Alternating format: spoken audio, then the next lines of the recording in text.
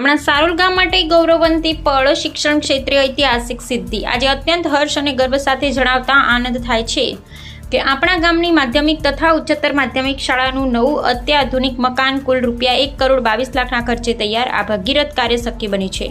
એક માનનીય રાજ્યસભા સાંસદ શ્રી શક્તિસિંહ ગોહિલ સાહેબની ગ્રાન્ટથી, બીજું દિવગત પૂર્વ રાજ્યસભા સાંસદ શ્રી અહેમદભાઈ પટેલ સાહેબ દ્વારા ફાળવેલની ગ્રાન્ટથી, ત્રીજું પૂર્વ કેન્દ્રીય મંત્રી શ્રી નારાયણભાઈ રાઠવાના સહયોગથી, ચોથું આણંદ જિલ્લા પંચાયત પ્રમુખ શ્રી નટવરસિંહ મૈડાની ગ્રાન્ટથી। આ સમગ્ર પ્રક્રિયા આપણા લોકલાડીલા પૂર્વ ધારાસભ્ય શ્રી રાજેન્દ્રસિંહ પરમાર સાહેબ તથા પૂર્વ જિલ્લા પંચાયત પ્રમુખ શ્રી નટવરસિંહ મૈડાના અથાગ પ્રયત્ન, સતત દોડધામ અને મજબૂત રજૂઆતથી શક્ય બની છે।